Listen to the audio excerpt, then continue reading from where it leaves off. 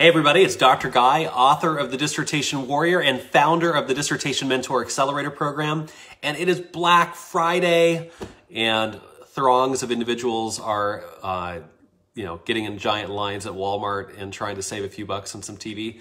And so I thought I'd get on here and talk about like real dreams, not discounted ones. And so this is a chance for us to talk. A number of you have sent me some questions over the last couple days, and I'd love to just simply address those live for a little bit. But there's a lot of people that are asking me questions. I'm running right now a Black Friday promotion.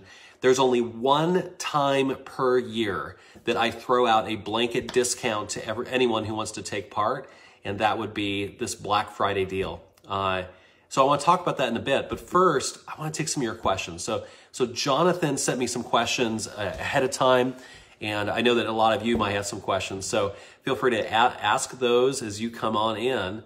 So, Jonathan is asking, at what point do I stop gathering literature for my literature review? There's a few ways that I could answer this. I think one lens, Jonathan, is, first of all, you have to looking at your purpose statement.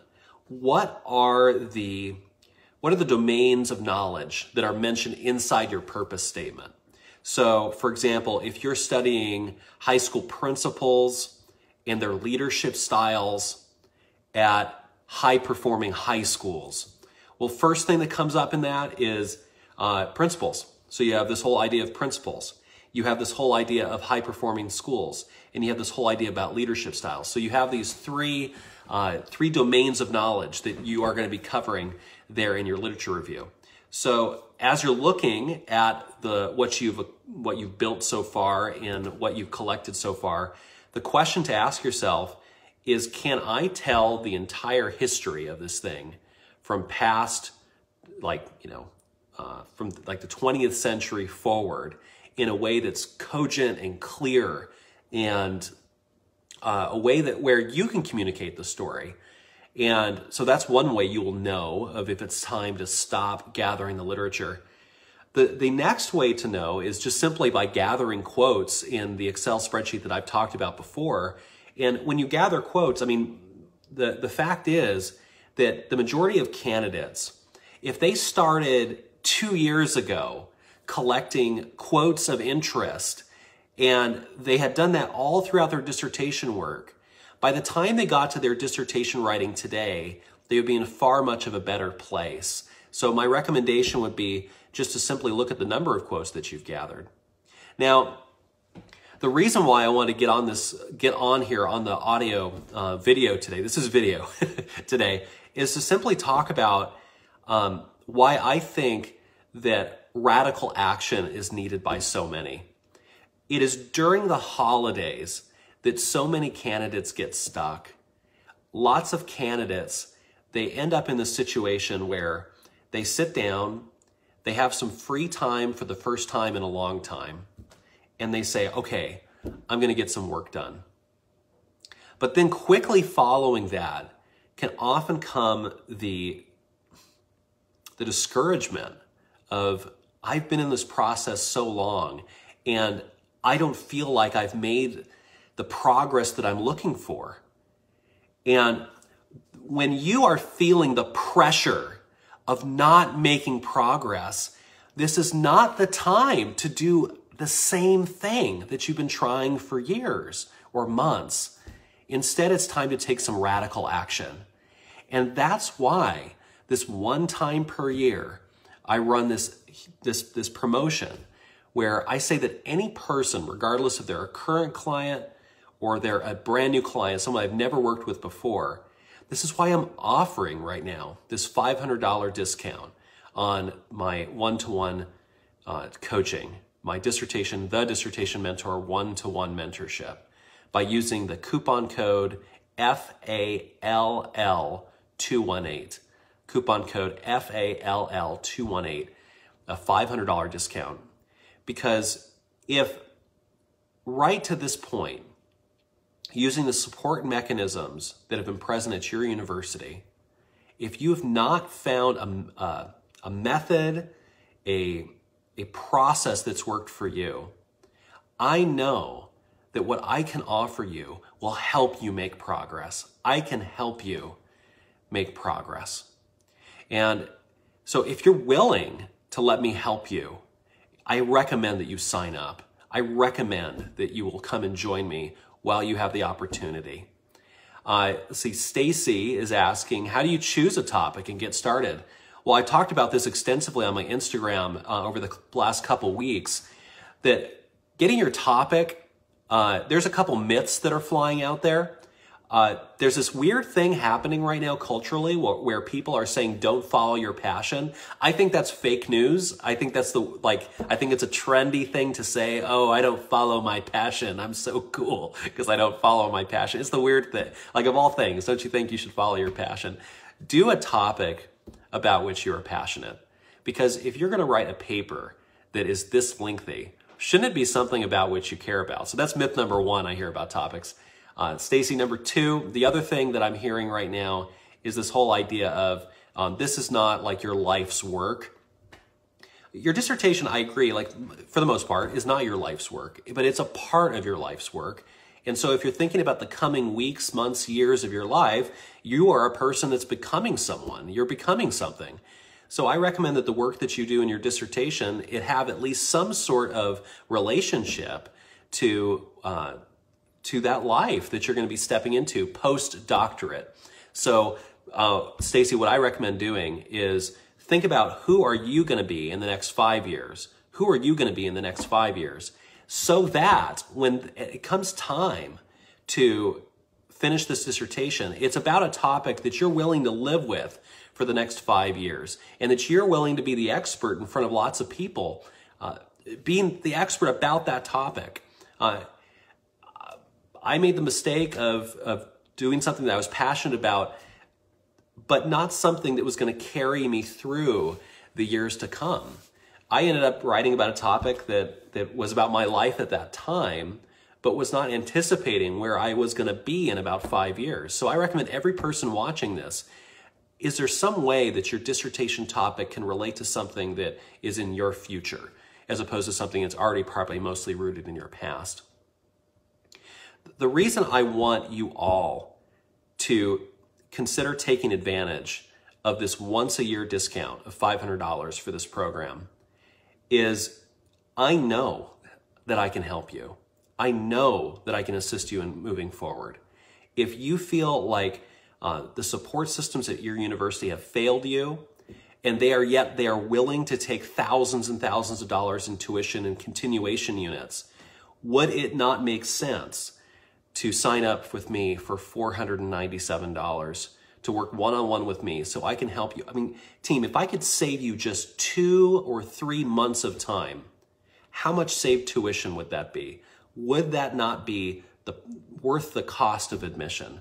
My great hope is that you can join me and work with me one-to-one. Lori sent a question. She says, how do I use my time efficiently and effectively? Well, I think I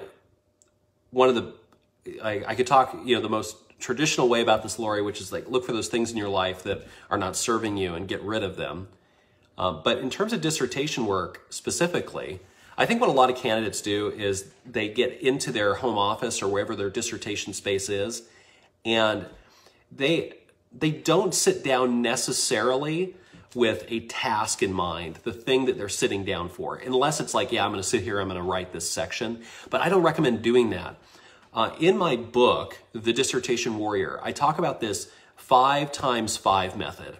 And the idea is every time you sit down as a dissertation writer and you're going to do something, know exactly what task you're going to be pumping into for the next 15 or 20 minutes. So I think that's step one. Step one is saying, okay, I'm a dissertation writer. I'm sitting down for a certain number of minutes. How many minutes do I have to give to this thing? And so you say, okay, I have 30 minutes. Well, then number two, you decide, what am I going to do for the next 30 minutes or 15 minutes? And I recommend you do only one thing at a time. That is, you commit yourself to downloading a certain number of sources, or just commit to download sources for the first 15 minutes. Sandra says, I call my dissertation space my dissertation station. Sandra. Yeah, I call it my dissertation cave. You know, now post-dissertation, I have a man cave. But yeah, your dissertation station, a place for liftoff, right, Sandra? And when you sit down, ask yourself, okay, what am I doing here? I'm going to download sources, and that's it. I'm just going to download sources for 30 minutes. Or I'm going to skim sources, and I'm only going to lightly skim sources for the next 30 minutes. You might be the type of person that you're into deep reading, like you've already done some basic highlighting of sections that are of interest to you. So what do? Well, at that point, you jump right in and you are only doing light skimming. Where dissertation writers often get the most messed up is where they try to do too many things all at the same time. And what that looks like is when a doctoral candidate sits down, they have like a Google window open, they have a ProQuest window open over here, they have some PDFs open on their place, and they're trying to do something, but they don't feel like they're making progress because they're spinning in all these different tasks. But team, if I said this, if I said for the next 30 minutes, sit down and just start writing, that's not very satisfying, because what are you writing? But if I said for the next 30 minutes, team, for the next 30 minutes, if you were just to sit down and you were to only be downloading sources, at the end of today, you could say, for 30 minutes, I downloaded sources related to my dissertation. And team, no one can take that from you. If I said, sit down for the next 30 minutes and only lightly skim articles and circle or highlight sections you think might be worth reading, then that would be worth your time. You'll be able to actually say, I did that today. I skimmed 10 articles today. And then the next time you could sit down and you can, for 30 minutes, do deep reading. And notice that I kept the deep reading for last because it's the most time consuming. Felix, hello Felix, says, I think keyword searches are so frustrating when I'm not getting a lot specific hits. I mentioned that in the Dissertation Warrior. Yeah, Felix. So the thing about keywords is when you're looking at keywords, you have to use quotation marks around the keywords. So do me a favor, type in something about your topic. You know, tell me what your topic is. And, you know, for me, if like, let's say I'm looking at high school principals, well, what a lot of candidates will do is they'll type in just high school principals into a keyword search. Well, the challenge of that is, of course, a lot of the databases aren't smart enough to know that all itself is one isolated term. So it looks for high, then it looks for school, then it looks for principals. And so instead, if you put high school principals with quotation marks around it, what you end up with is you end up with only that perfect match of those terms. So always start, Felix, with the most general term that you can look for. Like in this case, it's just principals, okay? Then you do high school principals all as one. And look how the number will go down of results. But then you say high school principals in quotes, and then you put the word and then after the word and, that's when you're going to pop in another term, like leadership styles, right? And once you do that, you're going to see those terms that go down even further. Now, as long as you're above 0, you're really good. So what I would recommend doing is use the power of those quotes for your search terms. If you can't find something specific, like down to the most minute detail of your topic or your research question, in that case, what you'll want to do is you want to back out to a more generalized search term. So like, let's say for some reason, this won't happen, but let's say that for some reason, high school principals was just simply too specific and you couldn't find anything. Well, back up to school leadership and just type in school leadership and see what pops up there. Sandra is being super kind. Thank you, Sandra. Oh, hang on here. Sandra is saying, let's see. She's saying, yes, it's his book and it has changed my doctoral journey. And it's called The Dissertation Warrior. Got mine on Amazon. Sandra, thank you so much for saying that. That's very kind of you. Thank you. Carmela offline sent me, well, online, but not right now, sent me this question. She says, How do I sustain the momentum in writing and gathering literature in an organized manner using technology? Well, first, I want to take that in a couple pieces. One, Carmela's question's very appropriate, is like, one, how do I maintain momentum? So I think there's different levels to this. One is some of you are self-driven people, and you have systems in your life that help you keep momentum. And a lot of you probably will agree with the idea that if you create a habit around something, if you create a habit around sitting in your office, like in Sandra's case, she was saying it's her dissertation station. If when she walks in there, once you're in Sandra's dissertation station, that's a time where only dissertation-related work happens. And you know that every time you're in there, it's about 30 minutes. And you know it's one of the first things you do throughout your day. What a blessing. I mean, you're training your soma, your body, your spirit in such a way that it knows that every time you enter that space or every time you wake up, it's the first thing that you do. So there's like a body training aspect, there's a physical training aspect that's part of, maintaining momentum. Accountability is a piece too. And a lot of us, you doctoral candidates, you don't talk a lot about your dissertation work. And that's for a number of reasons. A lot of people don't understand your dissertation work, but another reason is because you don't like putting yourself on blast. And so my recommendation is to absolutely put yourself in the position where people know what you're up to in your work. I mean, I'm blessed with a spouse who's in the other room right now. And my spouse, she's so good at asking me, did I get my work done today related to a goal that I'm working on right now? This is another reason I'm offering this discount during this time of year, is because when you work one-to-one with me, there's something about that relationship that works, because you and I are now working on a thing together, and there's that consistency of you and I meeting with one another while we're in a program together. Aztec is saying, love the idea of the dissertation station. So way to go, Sandra. And Joanne says, great news. Looking forward to finding it on Amazon. Joanne, what a blessing. Thanks for doing that. There are two books that I recommend. Mine, The Dissertation Warrior, and there's another book out there that I think is exceptional called The Dissertation Journey, written by Carol Roberts and Laura Hyatt. They are amazing authors, and check out their book too. Two books I think every dissertation writer should own: The Dissertation Warrior and The Dissertation Journey. So team, if you have a question you want me to answer, type it in here. I'll take your question live and I will answer it while I am looking at who else has a question. Oh, Carmela, you also asked about technology for staying organized. In one of my books, in my book, The Dissertation Warrior, I talk about the idea of don't be fancy. You don't have to be fancy.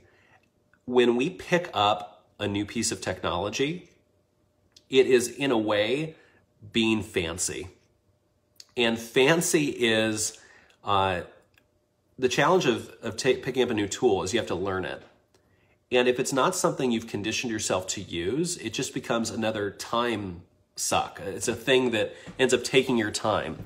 Like, for example, a lot of candidates are required by their university to use certain citation manager tools. I don't know if that's a great practice or policy. I understand the reasoning behind it, but the challenge is that if you're not the type of person that's going to use RefWorks or EndNote, RefWorks or EndNote, then making you go and do that is not going to help you in this process. It's just going to be another time hindrance to you. But Carmela, if you're saying, what is a technology that I recommend? Well, if you are the type of person that would benefit from the use of technology, the most basic level I talk about is using Microsoft Excel and just using an Excel table to organize. But if you want to get fancy, and again, I recommend, Carmela, that you do not get fancy, one of those options is Mendeley Desktop, Mendeley. And what I like a lot about their product is you can annotate on a tablet directly on a PDF file, and you can download information from those PDF files into a database that can go across devices. Now, all of this comes with a disclaimer, though, that if you're not the type of person that can learn this quickly, or you're the type of person where this is not going to be something that's going to stick, I don't recommend picking up a new piece of technology. Just use the most basic, gritty thing that you can find. I mean, team, some of the best creative work happens when it's gritty and it's dirty. There's no fanciness to it. So let's see here. Oh, and Sandra's again being blessed. God, Sandra, you're amazing. If you need more help, I'm part of his accelerator program on his website. It's a monthly fee, she says, but it's totally worth it. Yeah, accelerator program. So the I offer, there's 2 levels of offerings. I have an accelerator program, which is a self-paced program where candidates work through a self-paced program, and there's a group level of support on top of that where I meet with these candidates for weekly group Q&A calls, very similar to what you're experiencing right now, where I answer questions live. My highest level of offering is the one-to-one mentorship, which is currently on discount for $500 off, a staggering discount. And it is an offer, and it's simply an opportunity for me and you to work together one-to-one in a coaching relationship where we're talking only about your dissertation. Often candidates will get the accelerator program and add on the one-to-one mentorship as a higher level of support because they want to work through a self-paced program, but at the same time they want to check in with me at more interesting times of their dissertation work. Sandra, thank you for saying those kind words. Valentine. And Valentine asked me a question a couple weeks ago in one of my Q&A calls, and I don't think I did him justice by this question. But basically, he was saying, I can't find a theoretical framework that is suitable for his topic.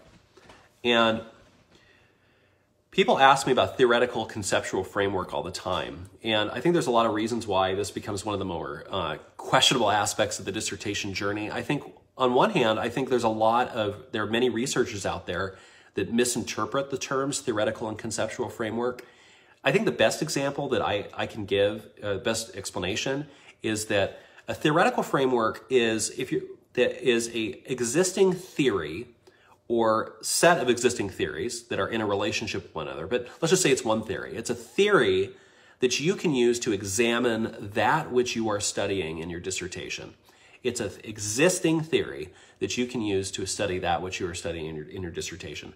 Whereas a conceptual framework then is there are no existing theories that can be used to help examine or that will be useful in examining this topic in my dissertation. So therefore, I cobble together many concepts or ideas to create my own framework or theory.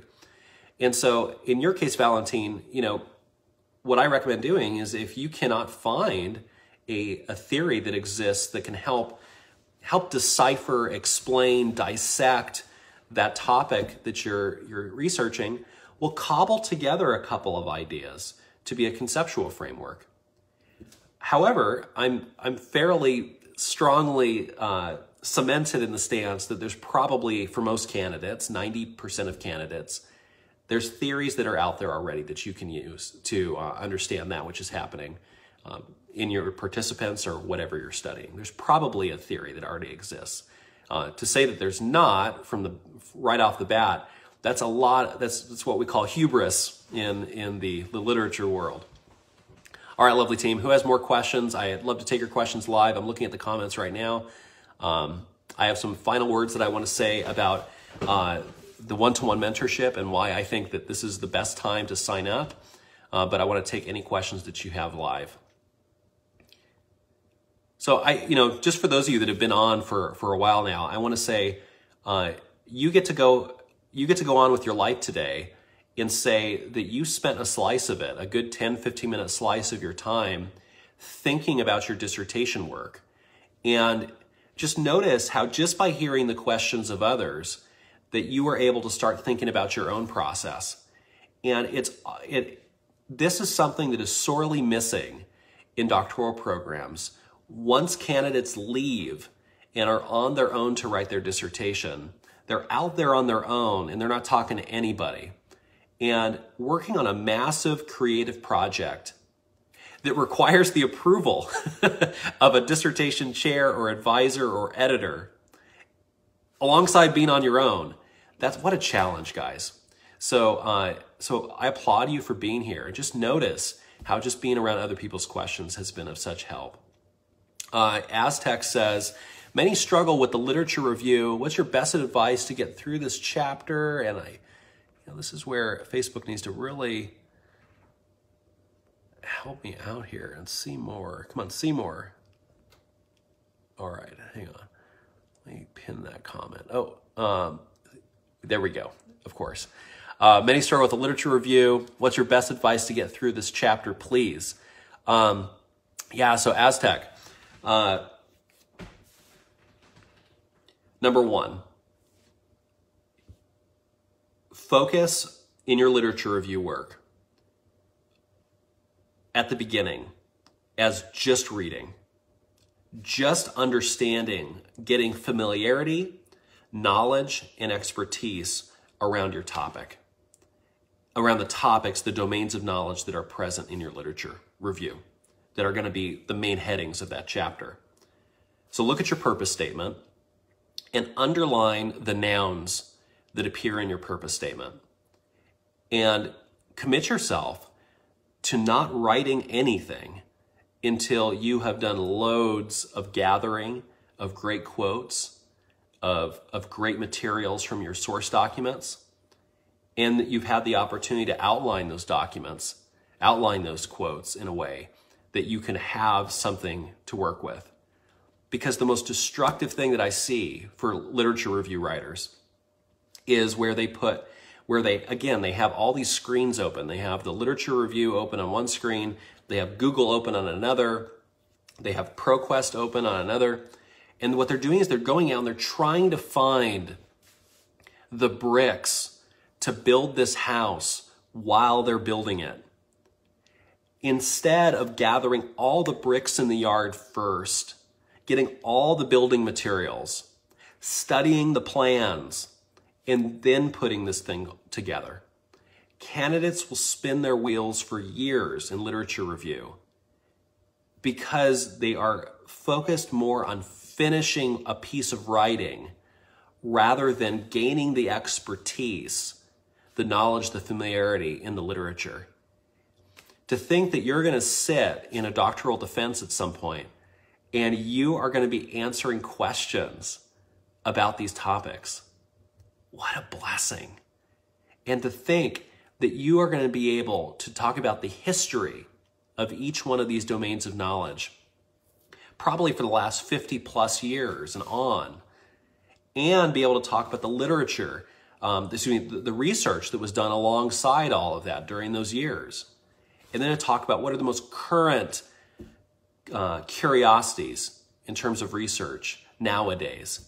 I mean, think about the amount of knowledge that you're going to have. And that does not come from hunting and scavenging through articles while writing the thing.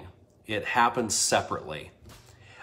You will feel so much more solid if you spend the next 2 weeks only reading, only annotating, and only highlighting those quotes that you think are worth saving inside each document, and then pulling all those quotes into a separate place.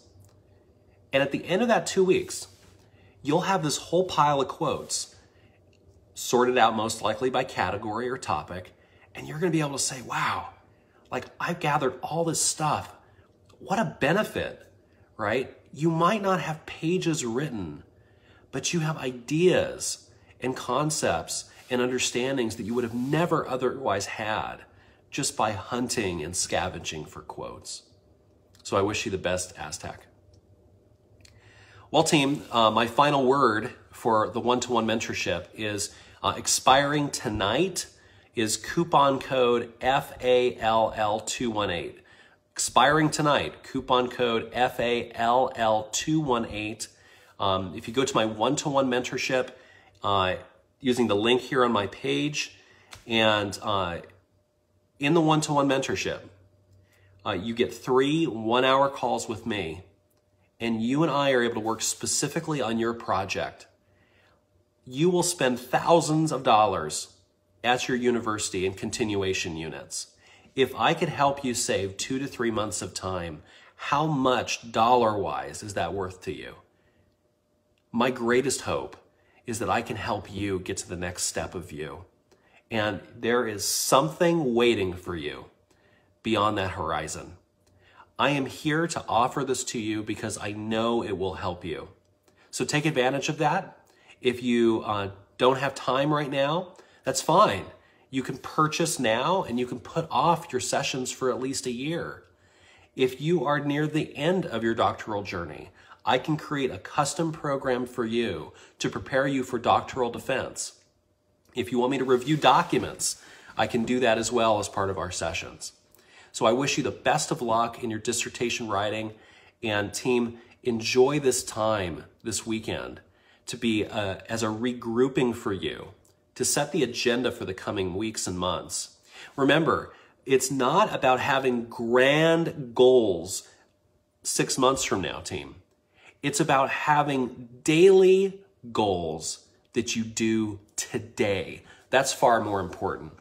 And so I recommend you take advantage of this $500 off. And this was my best plea for you to do so. Thanks for putting up with me on Casual Friday, and we'll talk to you all soon. Love to all. Hey, thank you for being part of my world, and thank you for the opportunity to serve you. You are the great lights in my life. Thanks a lot, team. Good night.